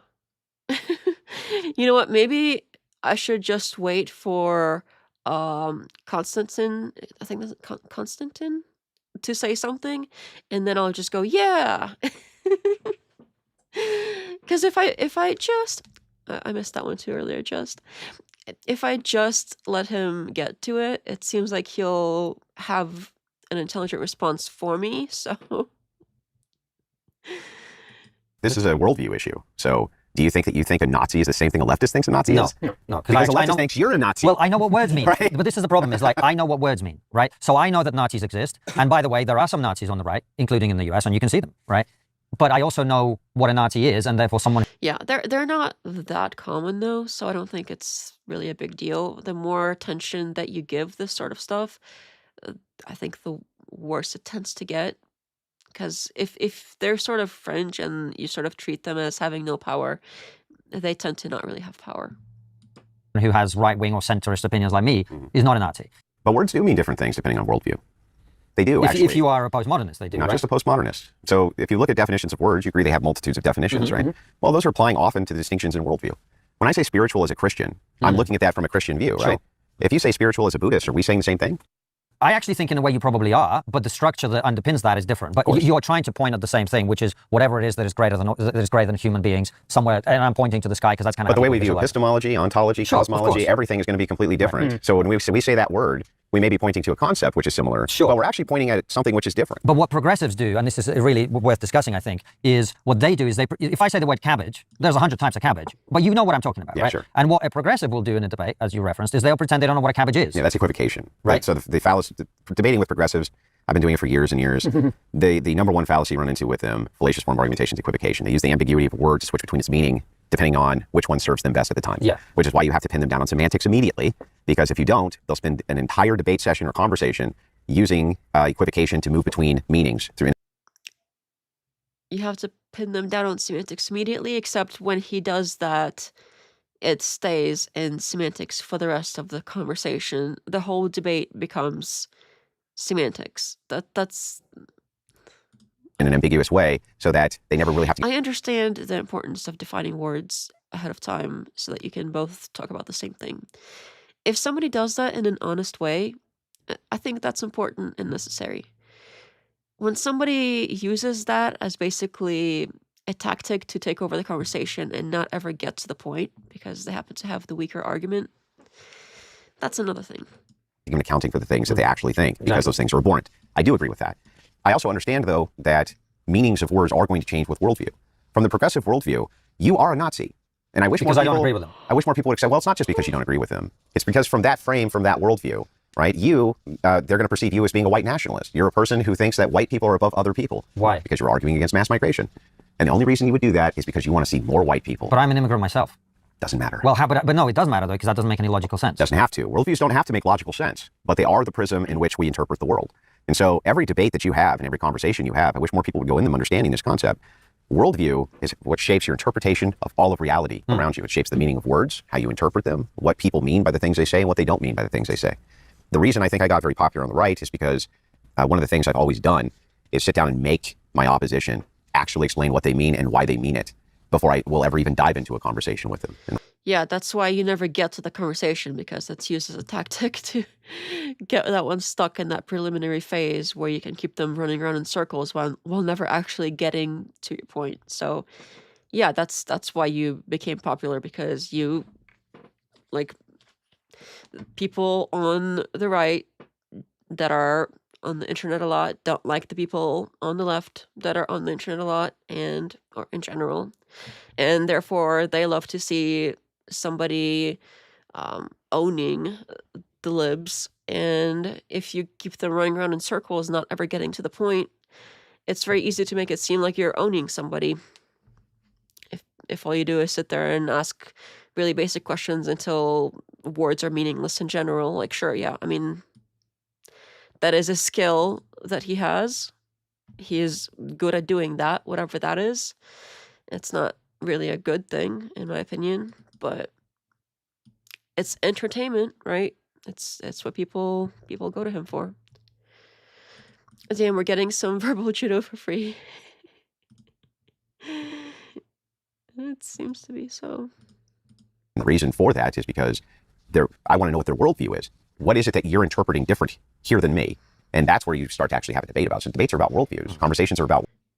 I think he wants to make it about worldviews because you can have plenty of debates about a specific topic without getting to whatever the worldview of the person is. There are topics that you can debate about where it doesn't matter what you think about other topics, or it doesn't matter what you think about religion or politics in general. You can take a specific topic and be like, okay, well, can we agree on some like facts about the world right now? Which I understand he wants to wrap that into like, oh, well, that's all of that is worldview. But what I'm saying is, like, there are certain things that you can agree for the sake of conversation. Like, say, we agree, like, say these are the news articles and these are the data points that we can agree on, and using these particular articles and data points and studies or whatever, we can have a conversation about a specific topic without getting into what the rest of your opinion on everything else is also. I think that is completely possible to do. It's not convenient, though, because you can't get stuck. You can't use that to get the other person stuck into like trying to figure out why they think what they think, because most people don't think about that too hard, and most people don't really have a great answer for things, and neither does he, because his answer for all of the questions that he asks his opposition, that if they were to ask him the same questions back, he would just say something like, oh, it's God, it's the Christian ethic or whatever.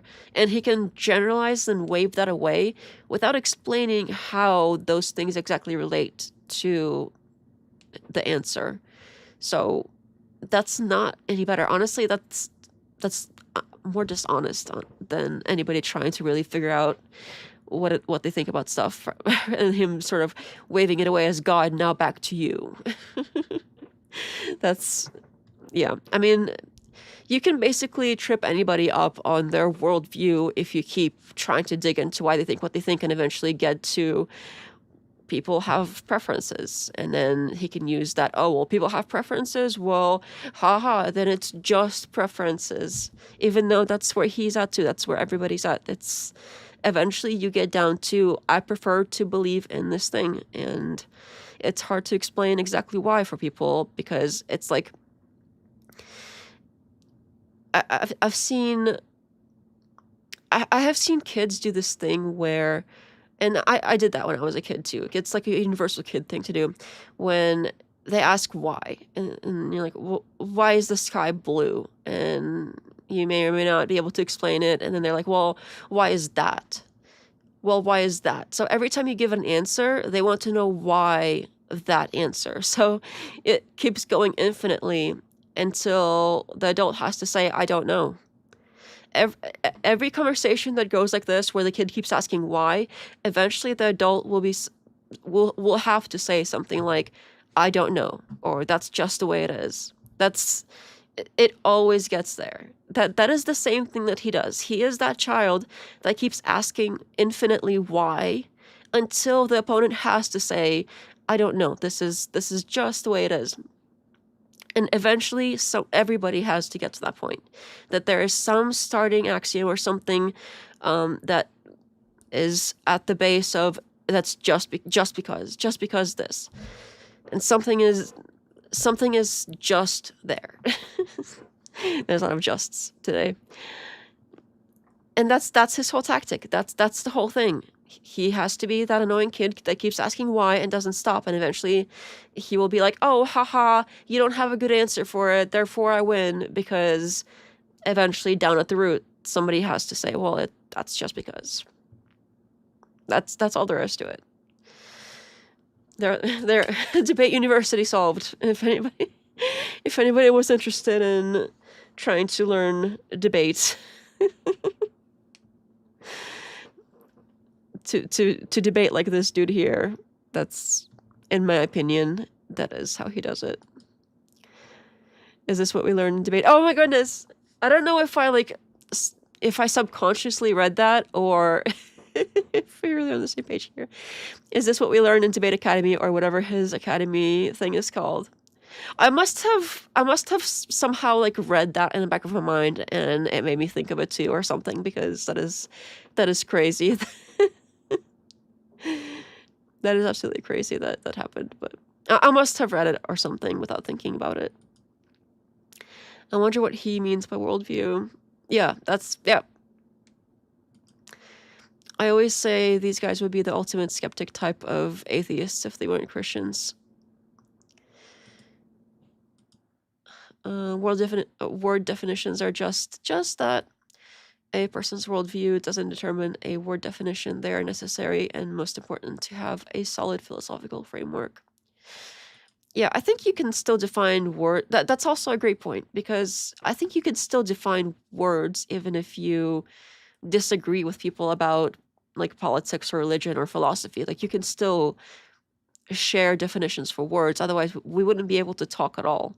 Like, I understand that some people have different opinions on what words mean, but there is an overall right answer that most people accept. Otherwise we wouldn't be able to communicate at all, because on some level everybody has a slightly different worldview.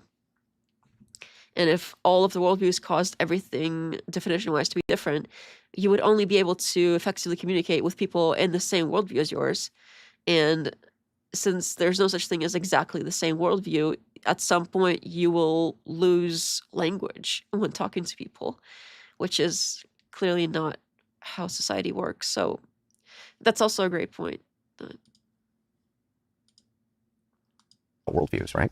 If we have completely different understandings or interpretation, how do we even speak? But there's also a level of deception we're talking Exactly. about here, because if you take an ideology like Nazism, there's tenets to it. Sure. And if you then go, well, you're a Nazi, but then you don't obey or follow any of the tenets, then that is fundamentally illogical. I've had multiple debates with people on whether or not Donald Trump's a fascist, okay? From their worldview. See, it's simple. All you have to do is you take the historic prism of what fascism is. They'll admit, clearly he doesn't meet that. But he meets certain tenets, which we can say have overlap with fascism enough that they reach like a fascist minimum.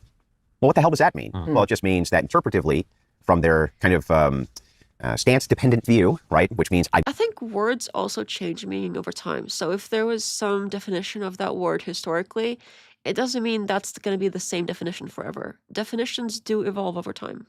made it up. This arbitrary metric, he meets it, therefore he is it. Now, unless you have some grounding which is objective, how do you argue with that? Well, you really can't, because what most political debating is it's taking a fact and then it's arguing about your feelings over that fact. That's 90% of what a political debate is. Here's a fact, and now let's argue our vibes. So unless there's some objective grounding that you have to tell them that they're wrong, right? It's actually very difficult to get the upper hand in a vibes debate, isn't it? So you really have to bring it back to not just facts, but foundation. They don't have any. They're more. This is why I hate them, because they're morally corrupt, ambiguous, no morality having scumbags. Wow, that's, again, quite strong. And that's what they want to do. They want to take a fact and argue their vibes about the fact. But when you get to their foundations, what is their foundation? They don't have any. Their entire foundation is there are no moral facts. So if that's the case, how can you do anything immoral if there's no moral facts? How? I don't think that applies to everybody. I think there are people on the left who do have some idea that there are moral facts. I don't think that's I don't think that's universal to the left. I really don't. You can't. You can't ever do anything immoral if you don't believe there's no moral facts. Well, but they believe that we are, with all our different perspectives, because we have different perspectives on things, you and I certainly, well, they believe that we are immoral. So they must have some kind of morality. It's just Stance-dependent morality. meaning, what's the difference between that and what your morality? Because you would say your morality comes from God or the Bible? Or? Sure. There's two kinds of foundations for how it is that you can interpret morality. There may be more, but there's usually going to be two. It's, is morality real or not? If it's not real, then you're an anti-realist, let's say. If it is real, then you're not. When I say real here, I'm saying this is a universal fact, that this is a moral fact. Now, the left and progressives and atheists and secularists, they don't generally believe in those moral facts. They think that morality is a social construction that we make up, and it's societally dependent. There is no overarching like moral facts. The religious say that there are, that God gave us moral facts, and these are the moral ways in which you have to live your life. In your opinion. Okay.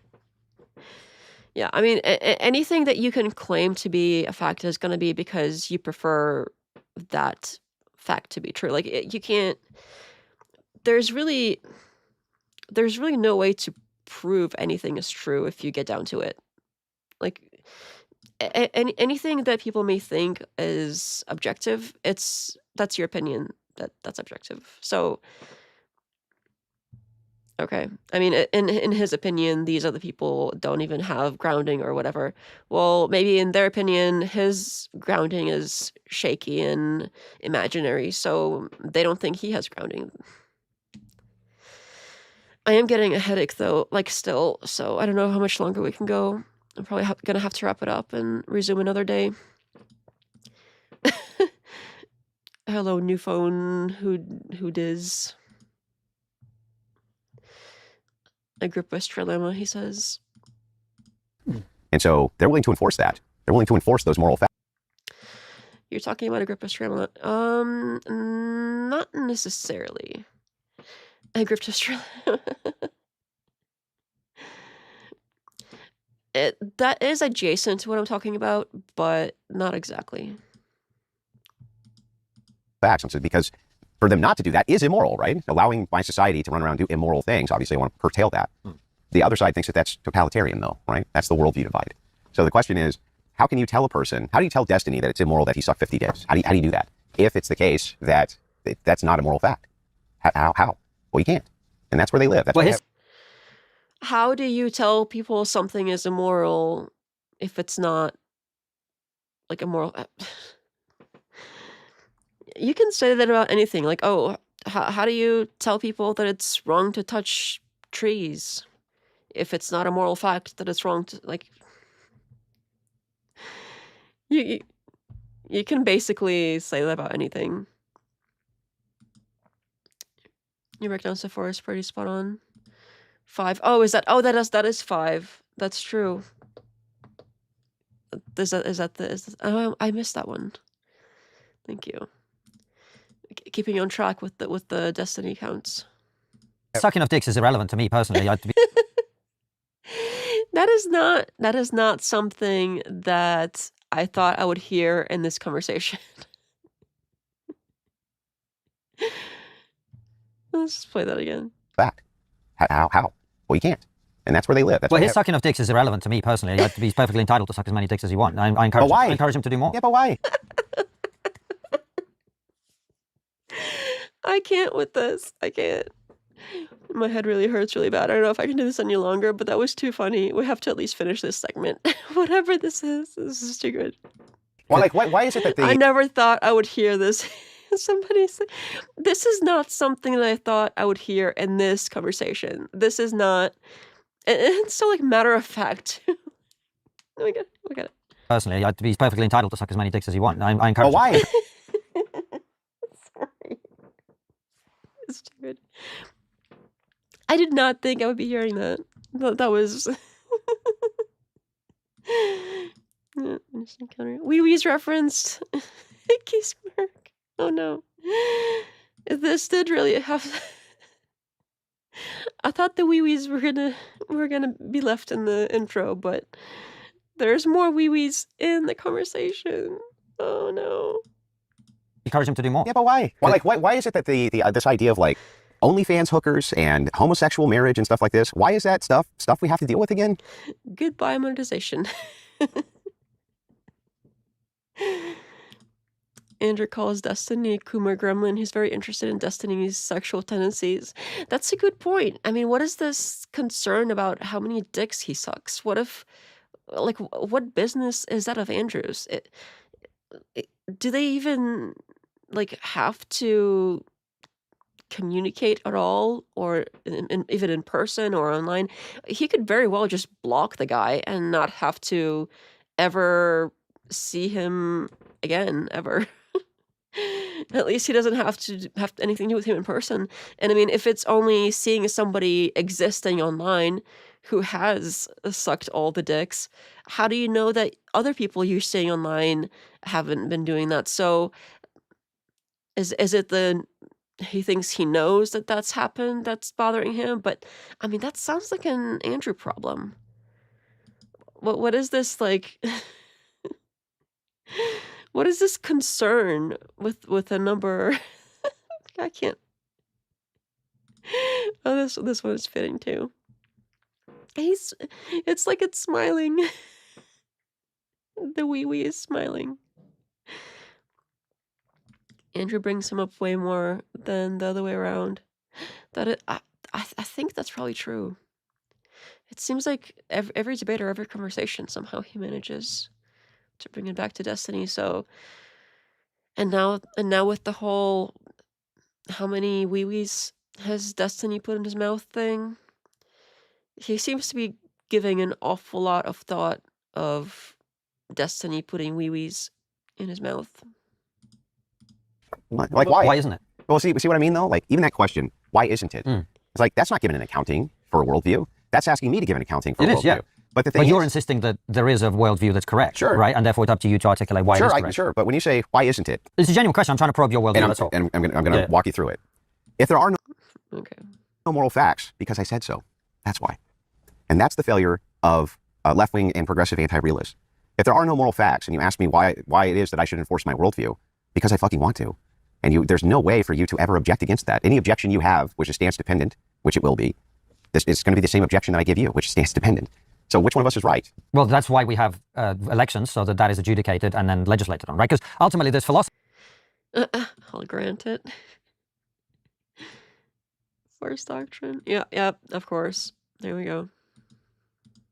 And then there's politics, right? So you might philosophically believe that homosexuality is wrong, but at the level of society, we can have a vote, and it may turn out that the majority of the country doesn't agree with you. But do you agree with me that your morality cannot come from the majority? Because if it does, all you're doing is doing the exact same thing. You're just saying, hey, now the majority says there are no moral facts, or only moral facts come from the majority. Well, sure. If that was the case, then we could have slavery, and that would be moral simply because the majority said it was. And at one point it was, right? And those people believed in God way more than we do.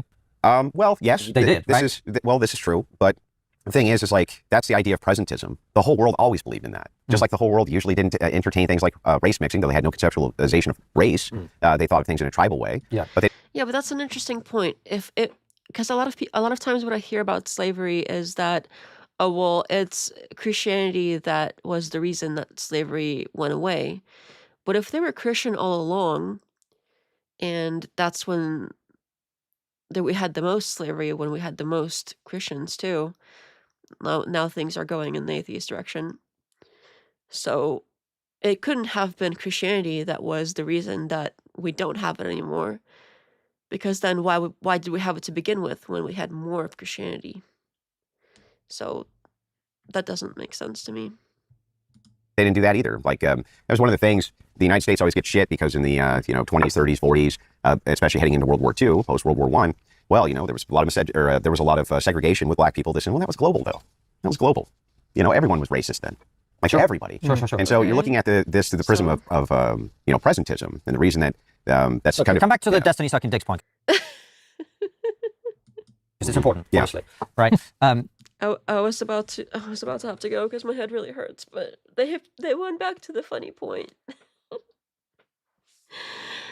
Oh my goodness. Why is it that you think he shouldn't suck dick? Because I said so.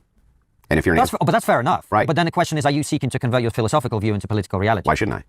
I suppose that's a fair question, actually. Yeah. Why shouldn't I? Well, I guess it's a question of what happens when the majority of the public vote for somebody who doesn't. Now we're really just outsourcing our morality again to the populace. But see, there's laws that I don't agree with, right? And there's laws that don't exist. All right. I don't think I can do it anymore. This is making my head. This is making my headache worse. He's like so mad. I like this guy. He like so matter of fact casually. He was like, well, let's go back to this whole Destiny Sucking Dicks thing. I don't know if I could ever say something like that so matter of fact. The way that it's just so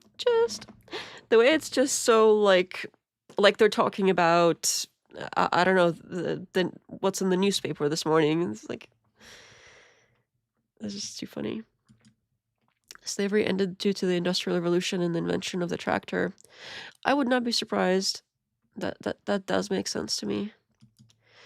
The Christians were slavers, Christians were abolitionists. Go figure. Yeah, it seems like if there was more Christianity before and they had slaves, and then you can't claim that like Christianity is the reason that we got rid of slavery, because why didn't they do it earlier? So it seems like that wasn't really a factor. The way they went back to it, yep. I can't do it anymore though. We have to resume another day.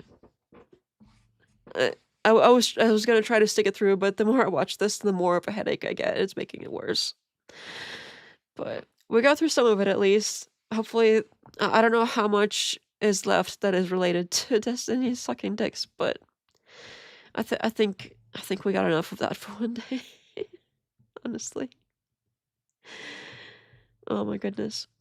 We'll come back to it and finish it another day when we do the next live. It's a nice little break from all of the other research I do, so I really appreciate these lives where we just kind of hang out and watch stuff and chat. So I do want to do those a little bit more often if I can this week. We'll see how things go. Yeah,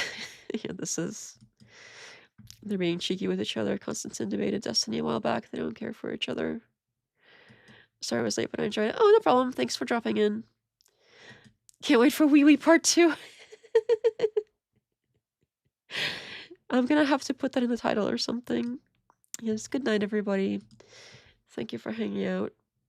I do wish I could say a little bit more, but it is pretty late anyway, so I toughed it out as long as I could. Alrighty. Oh no, it went gray. There we go.